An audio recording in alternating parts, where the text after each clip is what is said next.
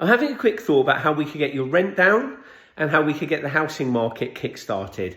It's very simple. Listen to me for 30 seconds. Banks, Rachel Reeves, tell the banks that they can lend interest-only mortgages. That will basically mean I can go and buy myself a property. Instead of paying £1,000, 500 in bank interest and 500 in mortgage repayment, I can pay £500 for my property. That means it's cheaper for me to buy than it is for me to rent.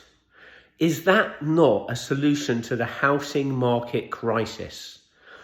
Builders can build properties, sell them at the existing price, and they're affordable. A tenant who's paying £1,000 a month for a 2-bedroom flat will be able to pay £1,000 a month in interest-only mortgage payments on a 4-bedroom house. It will kickstart the housing market, give people better accommodation and make it cheaper. If you want to stay in your 2-bedroom flat and pay £500 a month towards your interest-only mortgage, you'll have £500 a month spare for furniture, holidays, eating out, getting the economy going. Maybe go and buy yourself a new car and go shopping every month. Imagine that. I'm going to the shops. I've got £500 and we're going to go crazy. Buy new clothes, buy new gadgets. That is how you get the housing market going.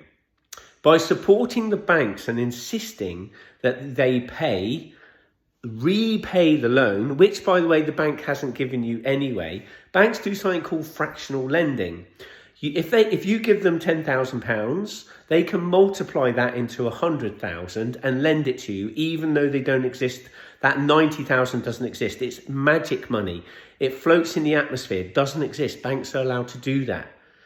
So I give them a 10% deposit. They lend me 100,000 back.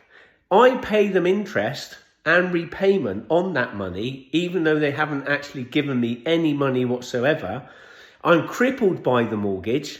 Mortgage means death grip in Greek. So I enter into a 25-year death grip with my bank for repaying some money that they never existed or owned in the first place, because it's magic money.